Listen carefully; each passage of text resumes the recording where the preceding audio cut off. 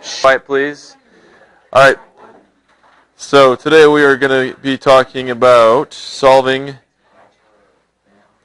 polynomial equations.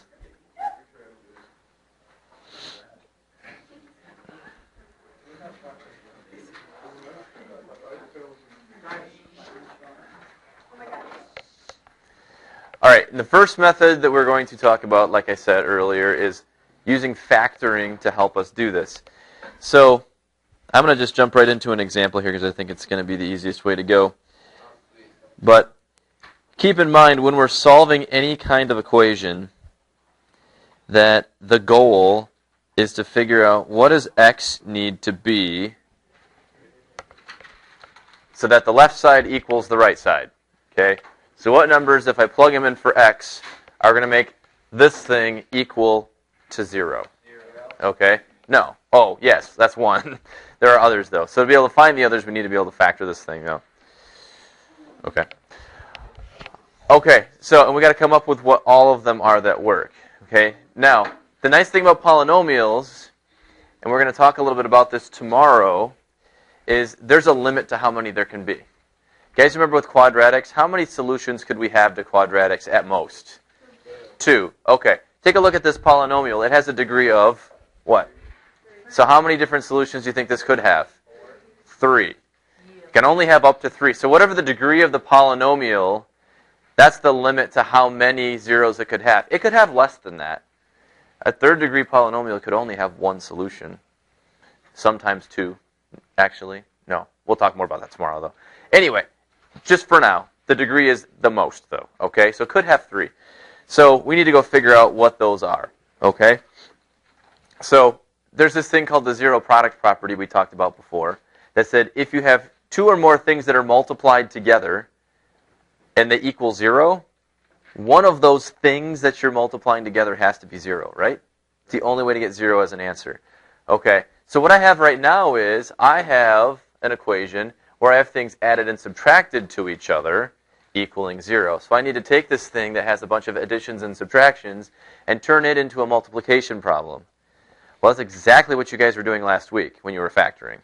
When you factor something, think about what the answer looks like. It's this thing in parentheses times this thing in parentheses times this thing in it's a multiplication of things, right? All these different little polynomials that you're breaking it into.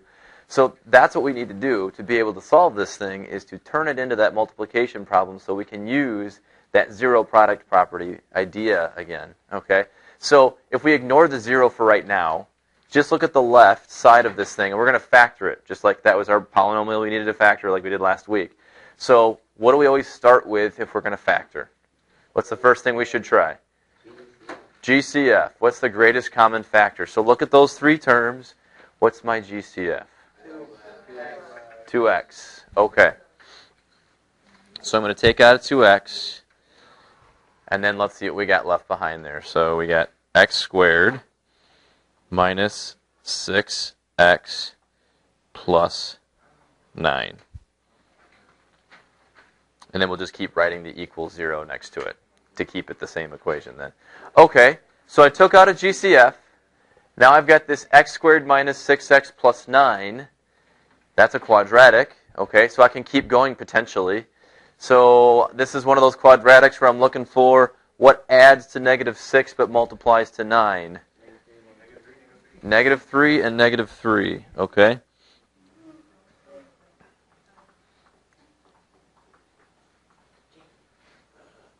Okay, so you guys see now how I have 3 things multiplied together equals 0, right? 2x, x minus 3, x minus 3 equals 0. So the zero product property says one of those 3 things has to be 0. Okay, so it could be that the 2x is equal to 0. Or, well, if this one's equal to 0, let's say, this one doesn't need to be, right? Yeah. Because if this one happened to turn out to 0, then it would make the whole thing 0 anyway. But so what I'm saying is, it could be one or the other of them, though. Could be both. Mm-hmm. But the thing is, x is going to be different for each situation, so it couldn't be at the same time necessarily. So now x minus 3, notice how that one shows up in there twice? Yeah. Okay, so I don't need to rewrite that again. I'm just going to write it once because you get the same answer both times. So if 2x was the one that equaled 0, what does x have to be there? 0. And then this one over here, x has to be a 3. All right. Oh, no. Okay, so those are the two numbers that make this polynomial equal to 0. Okay? There are. And here's why. When I factored this thing, how many factors did I have here?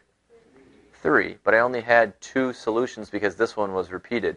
So this guy right here, because there are actually 2 of those same factors that would give me this answer, this one is called a double root, or a root with a multiplicity of 2.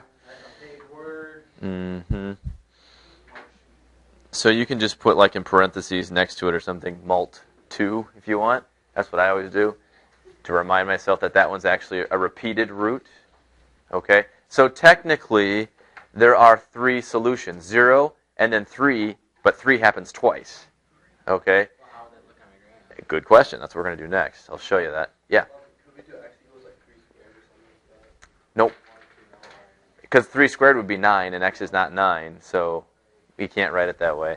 I hear what you're saying, though, because the factors would be repeated, so you could do x minus 3 squared when you're factoring it, but when you write the roots, you can't do that, because it changes the number then. So, okay. So, yeah, so then the next question is, what does this look like when you graph it? Okay? We know that when we have solutions to equations on a graph, those are supposed to be those x-intercepts, right? Places where it crosses the x-axis. So, graph this thing. Go start with the first one. We don't need to write it like this necessarily, but 2x to the third minus 12x squared plus 18x, and look at x equals 0 and x equals 3, and look what's happening at those 2 places, okay? And we'll see if we can catch on to what's going on depending on if it's a multiplicity of 2 or not.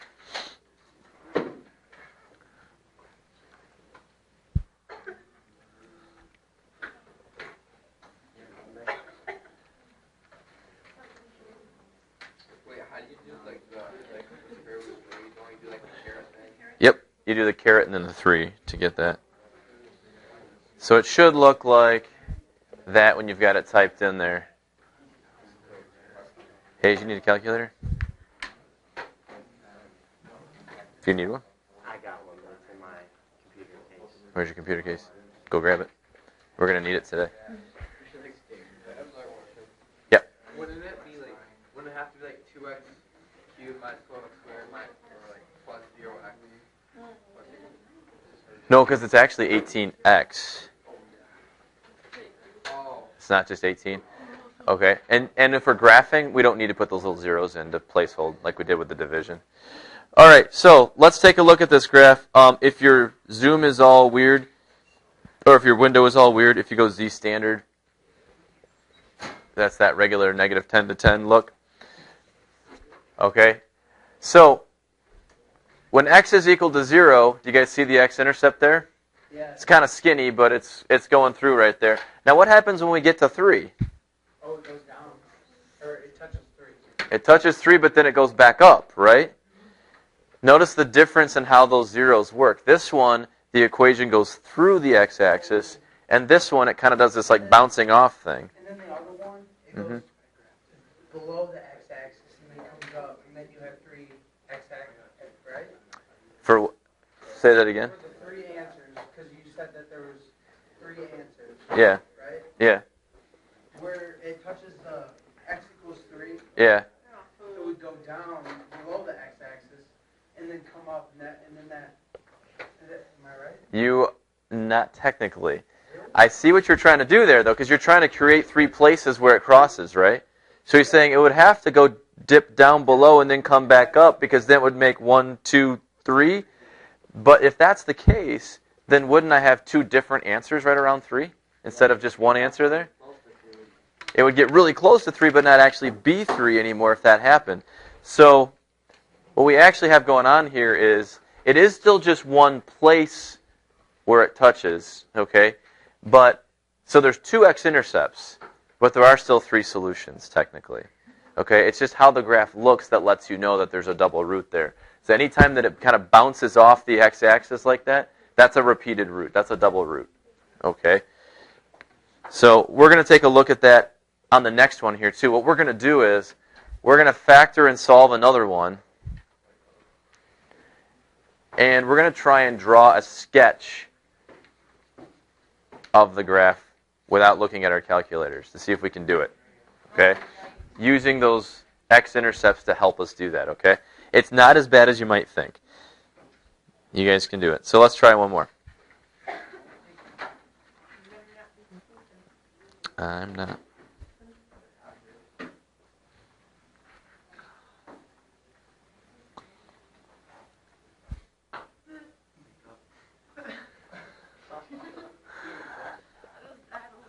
Okay, so first things first. GCF.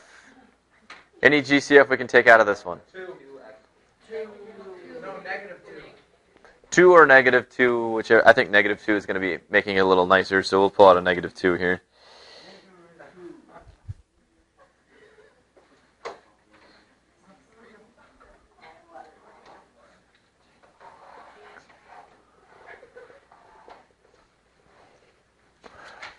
Okay, so now we have x to the fourth minus 8x squared plus 16. Okay, is that a quadratic? No. However, it is set up in such a way that we can use a quadratic technique to do it, though, right? Look at the powers. It goes 4, 2, and then gone. It'd have to be x squared plus or minus. Mm-hmm. So when we factor this thing like a quadratic, instead of the two factors just having x's in them, they'd have to be x squared. Okay, but we can do it. So same idea. What two numbers add to negative 8 but multiply to 16? Negative 4 and negative 4. Okay.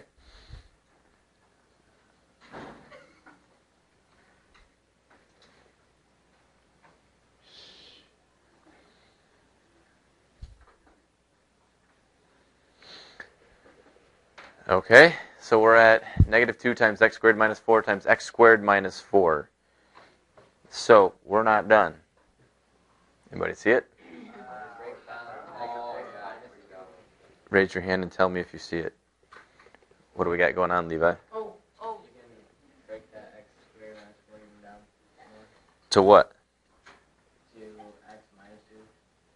Times x minus 2. Each of these can be broken down into x minus 2 times x plus 2. That's right. We have differences of squares in both of those. Okay? So, can anybody tell me now, just by looking at this thing, what are my solutions for x? 2 and negative 2 and... You're close. It's 2 and negative 2, and that's it. Are you kidding me? I'm not kidding you. This negative 2 that we pulled out at the very beginning, think about that for a second. Can negative 2 by itself be equal to 0? No. No. So we're not actually getting a solution just from negative 2. So it's just these four factors that are giving me solutions. I should have said that. It sounds a lot smarter. So negative 2 and positive 2 are the only two solutions that we have here. Now, both of them are repeated though, right? Right? Each one of them, we've got double the factors there for them. So we've got x equals 2 with a multiplicity of 2, and x equals negative 2 with a multiplicity of 2. All right, so let's take a look at what this graph might look like then.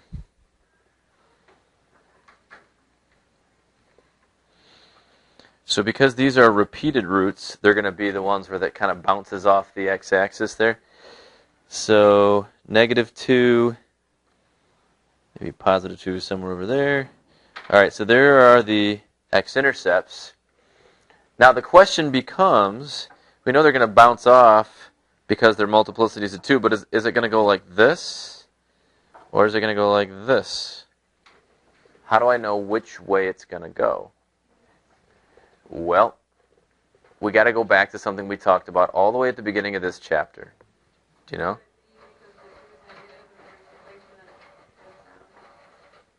Yep. You remember what that's called? It's called end behavior. The end behavior of this function Look at the very beginning where we started from. Okay? Is this even or odd, this degree? It's an even degree. Remember we talked about even degree?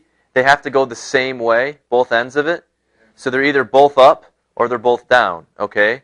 Now this one has a -2 in front, Jake Claypool. So are they both up or both down? Both down. Okay. So if it's starting from down, it has to do this. It's got to come off it like that, at least that first one. Wait, how do you know that again? Because of the end behavior. It's an even degree, which means they're either both up or both down. But because it's -2, that's the one where they're both down then. So this end behavior has to be coming from down to come up to meet that 0 instead of coming down from up to get to it. Yeah. How do you know it's like not forward? You mean like up here? No, that it's going in the other direction. Oh, that it's coming down like this? Yeah. Not just going through it? Because of this. If you have a doubled root, it doesn't actually go through the x-axis. It comes up and meets it and then turns around. That's what we saw in that last one when we graphed it on our calculator when it was at 3. Remember that graph? It came down and then bounced off 3. Well, we've got the same thing happening with both of these. So if it's coming up to meet it like this, it's not going to go through because it's a repeated root, so it's going to hit it and come back down then. And so we got the same thing happening at the other one. Okay, the other end behavior, we know that this side's supposed to come down as well, right? So it's going to come up to here and bounce and come back down. And then the question becomes, okay, well, what's happening in the middle here? Well, it's not going to cross the x-axis again, right? It has to meet at the y-axis, though. It's going to meet somewhere in the middle there, yeah. It's not going to turn around and come right back through the x-axis. These are our only two places it touches the x-axis, right? When we factored it all out, we determined that these are the only ones. So they're going to meet up, but it's going to be somewhere down here. And it's going to come back up like that. This one happens to be on the y-axis because it is symmetric. Yeah, but that's not always going to be the case, though. Just because the roots are the same distance away from 0 doesn't mean that it comes all the way and meets perfectly on the y-axis down like that. Not necessarily. Sorry. Anyway, so let's graph this thing on our calculator and take a look at it. Let's see how close we came to what this thing actually looks like, okay? So -2x to the 4th plus 16x squared minus 32. Type that in. Go take a look at it. Okay? See if our sketch works out pretty well here or not.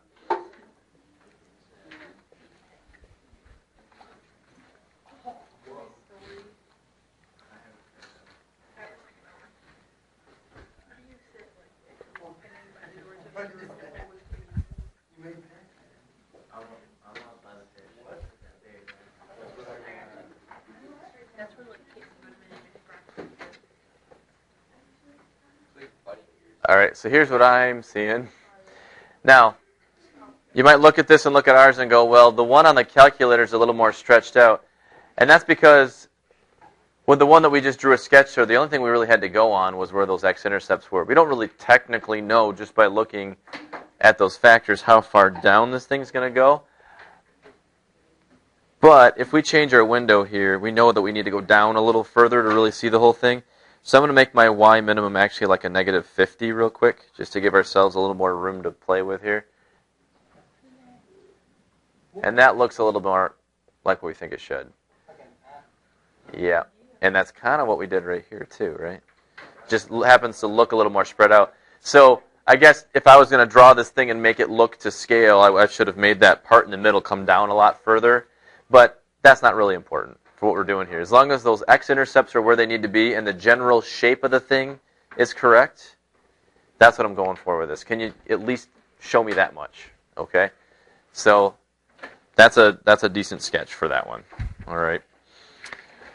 Okay, we're going to do one more like this with factoring, and then we're going to talk about this rational root test and what the heck that thing is. Okay?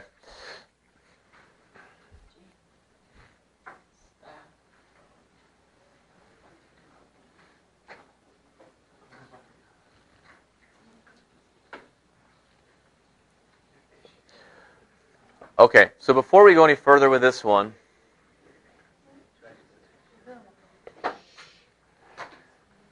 what do you notice about the setup of this one that's different from the other ones? Oh, it equals x. Raise your hand and tell me. Yes, Victoria. It equals 14x to the third instead of, what were the other two? 0. Okay, so to be able to actually do the factoring and have it work with that 0 product property, we need to have a 0 on one side, right? So if the 0's not there, just move things around so it is, okay? So if I take that 14x to the third and I move it over to the other side, what's left over? 0. Nothing, right? If there was just a 14x to the third and I've now moved it over to the other side, I've left 0 on the other side. So we're going to subtract that thing over and then use that to get started, okay? So 2x to the fifth, and I'm actually going to put the minus 14x to the third right in the middle, because if you look at the polynomial, that makes a little bit more sense, because I've kept it in standard form now, okay? Okay, so now we're ready to try to factor this thing, okay? Don't try to factor it before you've moved everything over to one side, because it won't work. You gotta take the GCF. So now we got to start with, okay, is there a GCF? 2x. 2x, okay. So that would leave x to the fourth Squared. minus 7x squared plus 12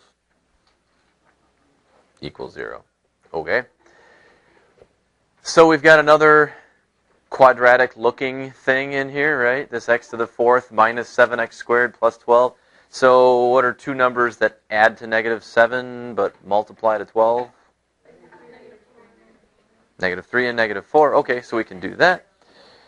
All right, so we got 2x. Then we'd have x squared minus 4.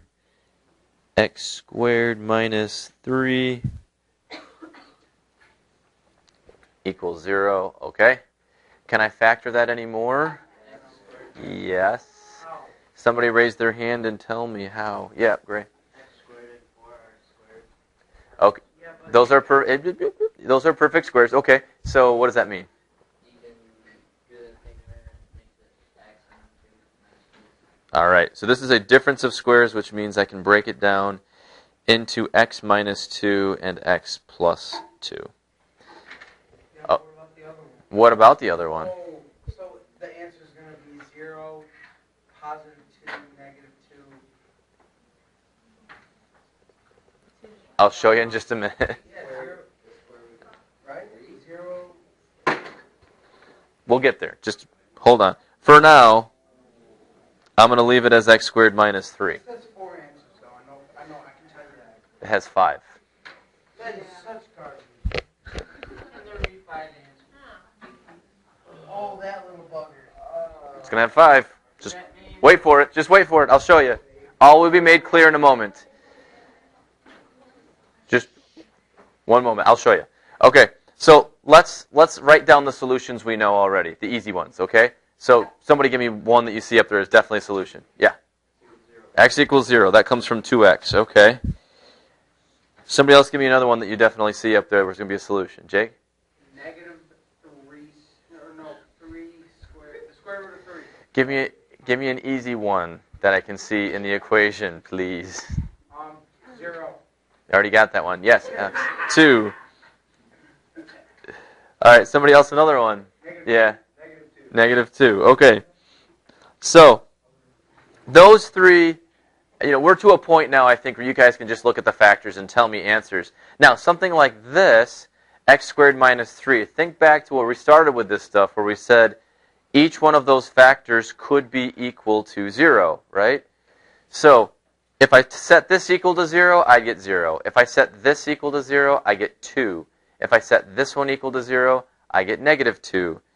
If I set this one equal to 0, we got a little work to do. Now, before you just start square rooting everything, because some people did that on their test and that is not right, you have to have the square isolated, i.e. on one side by itself. So x squared equals 3. Now you can square root both sides. Okay? And if you square root both sides of that, you get x is equal to plus or minus the square root of 3. There's your 5, right? It has to be plus. Could be minus. Think about plugging it back in. It has negative 3 though. Think about plugging it back in. Negative square root of 3. Negative square root of 3 plugged back into x squared. Yeah, negative the square root of 3 minus 3 will give you a negative answer. You have to square it first. Negative square root of 3 squared minus 3 is what we're plugging in, right? Yeah, which would Okay. be a negative number. Negative square root of 3 squared is the negative square root of 3 times the negative square root of 3. That's 3. Minus 3. Still works. Yeah. So, we've got our 5 solutions then. Okay? So, I want to draw this one with my 5 solutions. Yeah, right. We can do it. Lines. We can do it.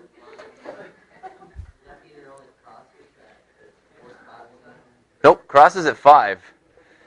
Every single one of these that I came up with has a multiplicity of 1. There's no root in here that's technically repeated. I've got 0, I've got 2, I've got negative 2, I've got the square root of 3, and I've got the negative square root of 3. Each of those are 5 different numbers, right? Nothing's repeated. So each one of these, when I look at the graph, it's going to go through the x-axis. It's not going to do that bouncing off thing anymore. It's going to go through. Yeah. That makes sense. Okay, so let's set them up. So negative 2, square root of 3 is just slightly less than 2. So negative square root 3 would be somewhere out here. Square root of 3, there's 1, and then 2 just past it. Okay, so there are our zeros. Now the question becomes again, how does it start? Because it can go a couple different ways, right? Well, let's take a look at the end behavior of this one again. 2x to the 5th. Is that degree even or odd? It's an odd degree, which means the end behavior is going to be One up, one down. Right? different. Yeah, opposite. One's up and one's down, okay? If it's a positive coefficient, it starts down, it ends up. Top right and bottom left. So, if I'm going to sketch my graph, I have to start from over here, right? I have to start from down. So that's what I'm going to do. I'm going to start from down and come up through the first one. So it's got to go like this. It's going to start from pointing down.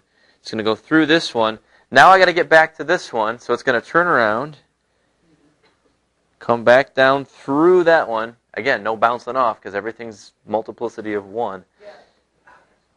How do you know that? What's the multiplicity of 1? Each one of these roots that I had only one factor with it. The factors didn't repeat at all.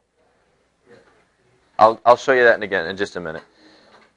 It's going to come back, go through this one, come back, go through this one, come back, go through that one, and be like that.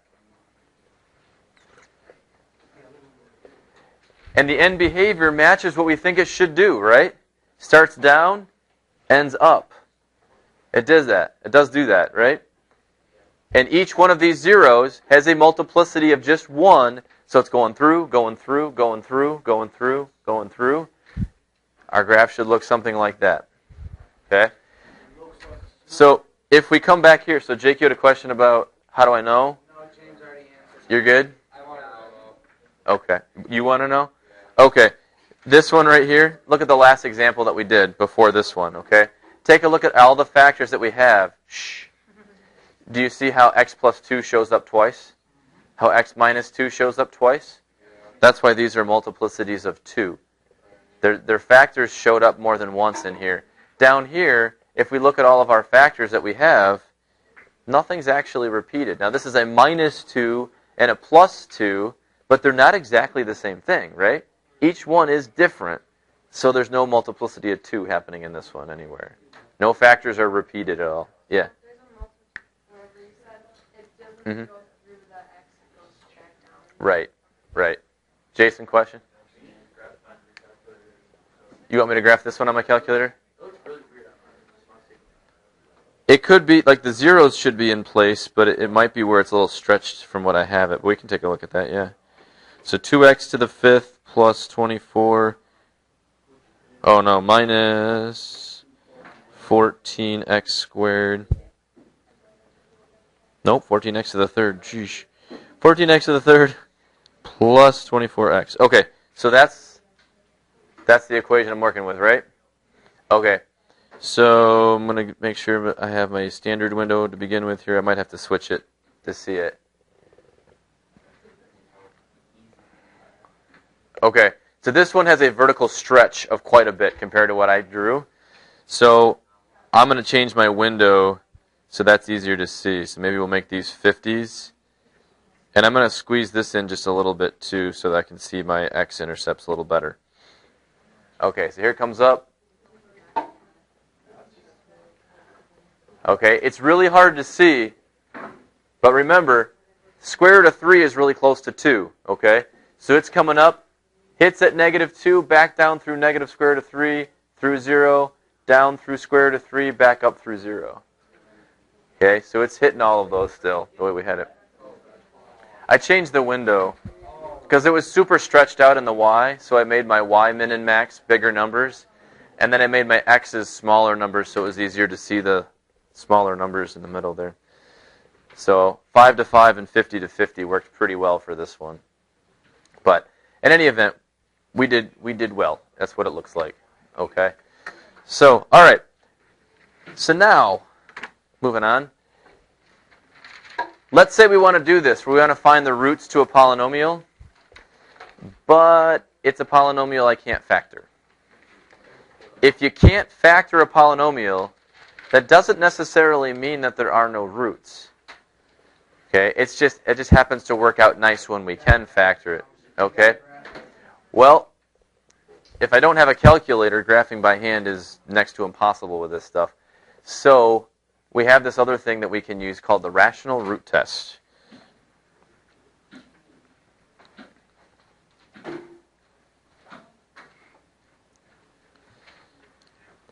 And what the rational root test does is it gives us a list of numbers, and I want to be clear on this. It gives us a list of numbers that are potential zeros. They could be roots. Okay? All of our rational roots. So you guys know what rational numbers are? Those numbers you can write as a fraction, right? So any root, any solution that could be written as a fraction, when I make this little list that I'm going to make, they're all in there. I'm getting all of them. But I don't know which ones. So I'm going to have this list of maybe like 20 numbers. And I need to figure out which out of those 20 are ones that actually work. Now you guys say, well, 20? Really? You're going to get 20 of them, and you have to whittle that down to figure out which ones are the ones that work and which ones are not? Yeah, but you know what? 20 is better than infinity. Pretty close. I would much rather test 20 numbers than an infinite number of numbers. I'd rather test 2 numbers. I know you would, but that doesn't always work. So, Well, see, wait. 20 can be factored down to 2 by division. yes, but I'm talking about the number of roots, not the actual coefficients involved. 20 squared. Okay, so moving on. So this is going to make, now the list could be 20, it could be 12, it could be only 4, okay? But it's going to give you a list of numbers, and you have to go through that list of numbers and test each one to see if they're roots. And once you've tested all of them and found all the ones that work, you have, for sure, all the solutions that are going to be rational, okay? So the ones that are irrational, like the square root ones and that sort of thing, we came up with a couple of those last time, right? We had the square root of 3 and the negative square root of 3. This isn't going to catch those. It's going to catch the other ones, okay? So it's a starting point, but it's going to get all the rational ones. Now, because of the first time you guys are doing this, the ones that I give you where we're using the rational root test, there will only be rational zeros, and that's it. So once you test them all and you find them all, you've got them all, okay?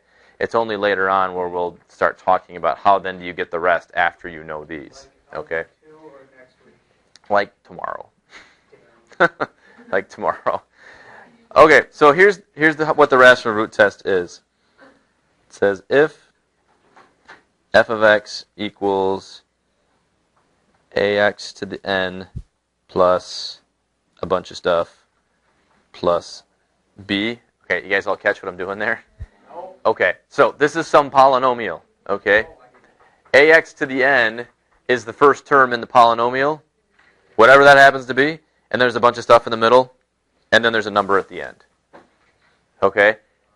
The rational root test, I only need to know what the first number is and what the last number is to get it to work. Okay? So, if this is some polynomial,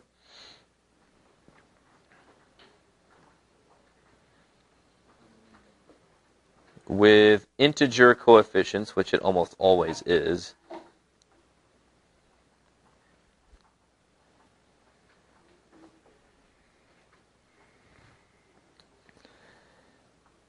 then all of the rational roots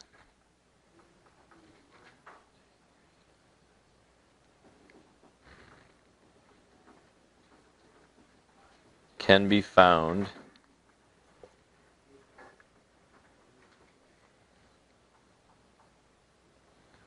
by testing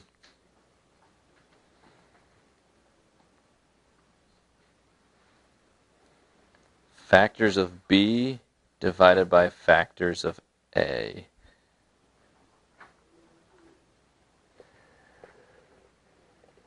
Because when you have a big long polynomial, you've got all these little coefficients in front of every term. If I just look at the first one, I'm calling that a.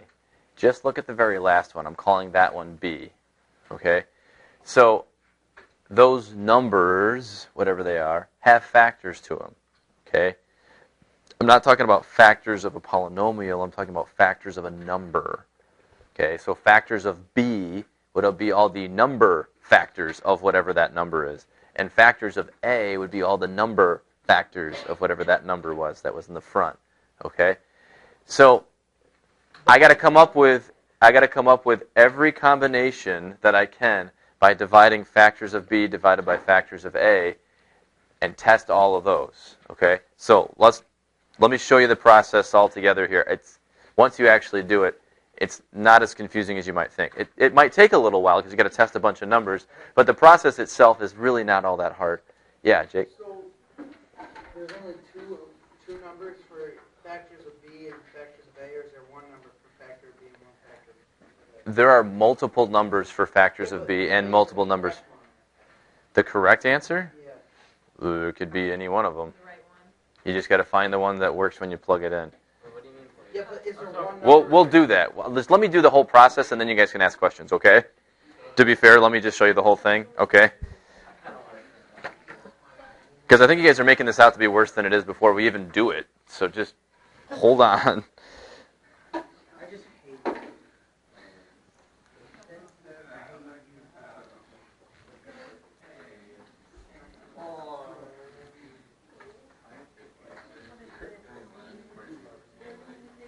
Okay. Shh.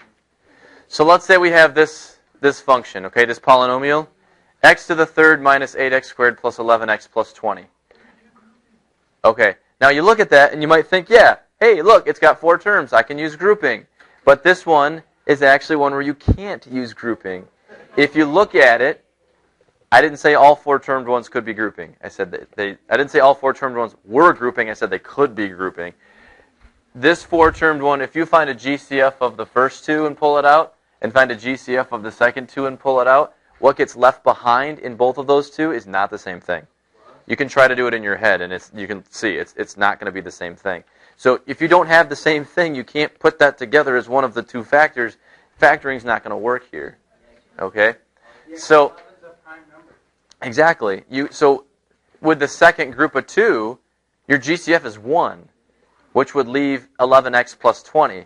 The first group of 2, you pull out an x squared, you're left with x minus 8. Not the same thing. Doesn't factor. Doesn't work. So we got to go with this rational root test instead then. Okay? So again, don't freak out about it before we even do it. Just wait. Exactly. So the two numbers that I'm concerned with on this one is the 20 and the 1. So I'm going to write all the factors of 20. 1 and 20 and 2. Numbers that go into that number, that you can multiply evenly into that. Oh, there's not much. All right, so 20. Let's see if we can list them all from like smallest to greatest even. Okay, don't just stop.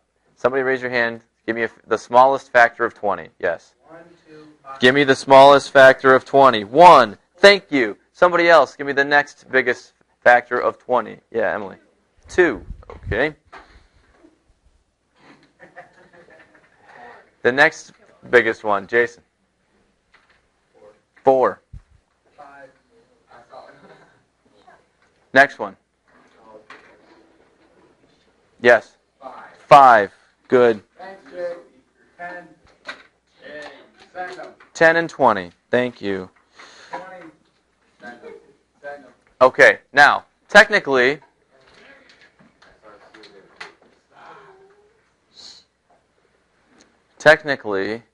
positive and negative numbers can be factors. So for each of these, the reason I kind of put little spaces in front of each one of these, it can be positive and or negative.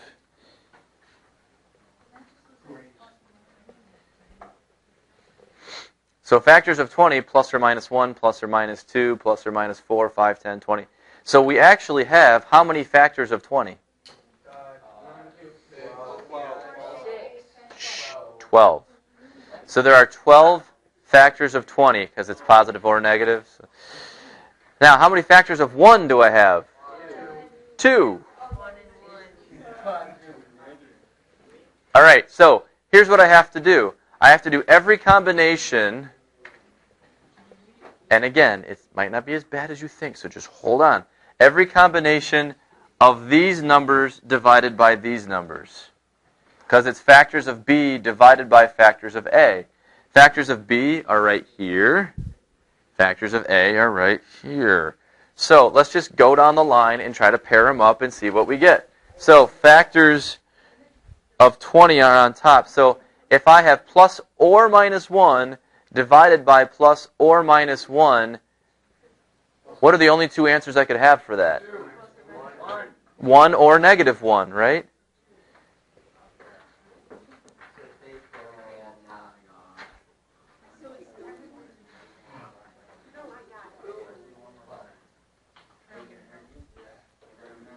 Guys, focus. Okay?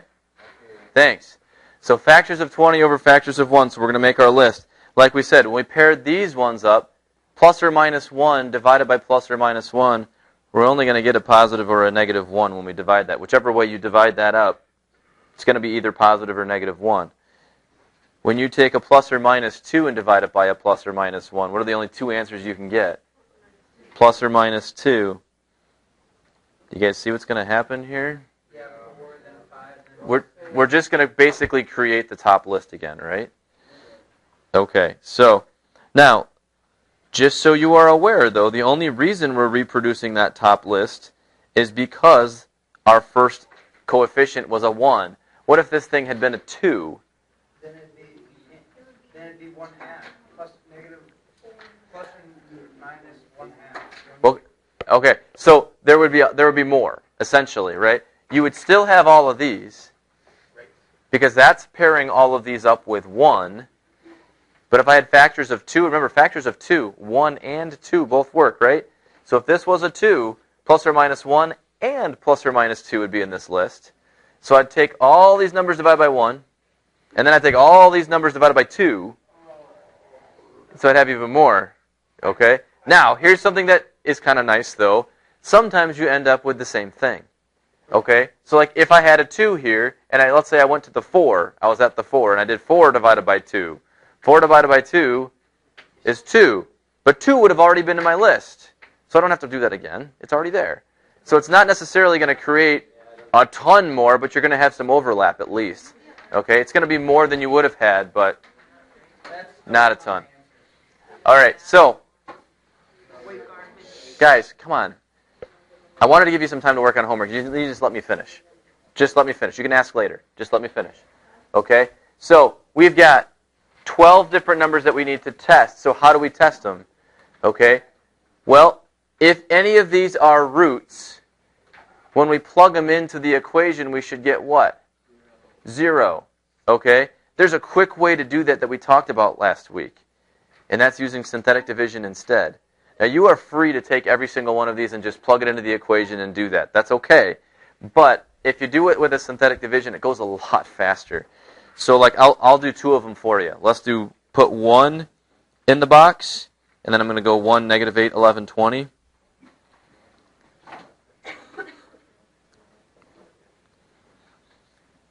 And then if we do negative 1 in the box, 1, negative 8, 11, 20. All right, let's do these 2 real quick. I'll show you how fast this can go.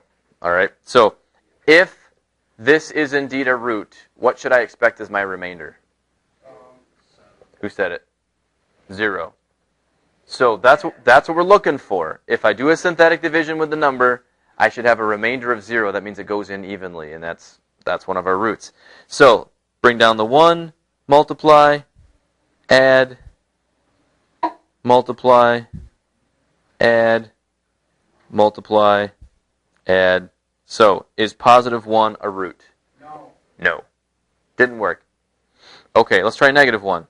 Drop it down, multiply, add, multiply, add, multiply, add.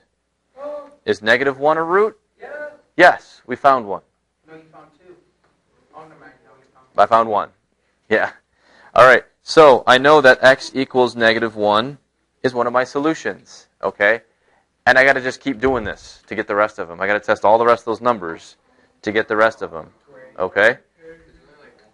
Well, there's going to be 3, right? Well, we can have up to 3.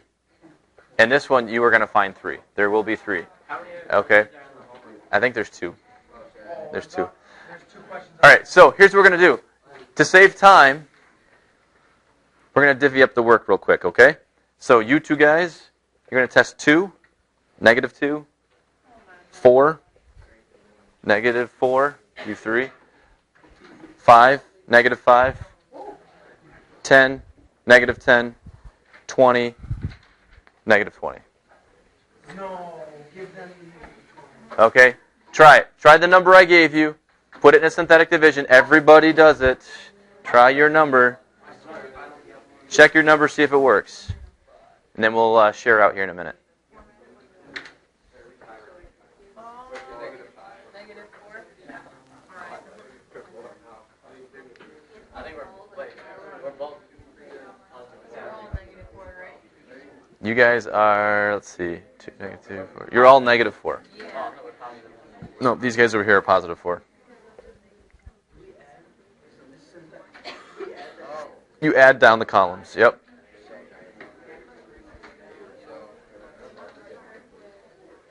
We got the hardest one. We got to actually do it.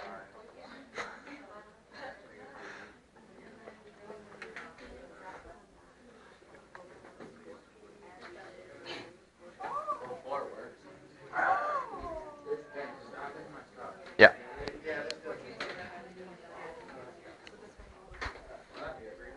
I'm so glad.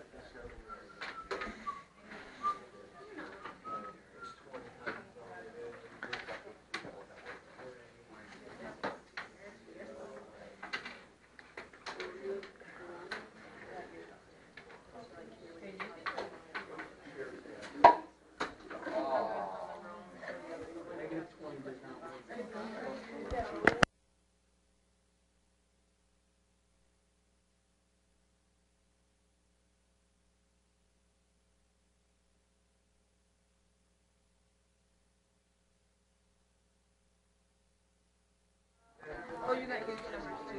All right. Does everybody have a yes or no for your number, for your table? Yes, sir. Not Just yet. ask who has the other yes. The other 2 yeses. I'd rather just go through and check one at a time. It'll be fast. Okay, so positive 2. Did it work? Nope. Okay. Negative 2? Didn't work? Okay, positive 4? Okay, we got one there. Positive 4 works. Negative 4? Did that work? Negative 4 did not work. Okay. Thank you. Positive 5. Did that work? Yes? That worked. Okay. We probably could because we know there's only going to be 3, right? We found them all. So everybody else's should have not worked, correct? Ours came nowhere close. Okay, yeah, the 20s are not going to work on this one. All right, so there are 3 solutions. So if you have something that will not factor, you got to go to the rational root test and do it this way, okay? And yes, you by yourself have to test all of these. It goes faster than you might think, okay? Once you do a couple of synthetic divisions and you start rolling on it, you can do a bunch. It'll be fine, don't worry. Okay, so your homework is on page 194 to 196. I did not say that.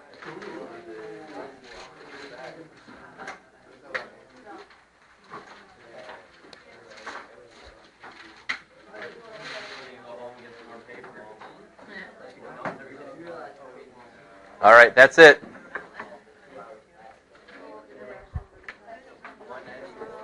Yep.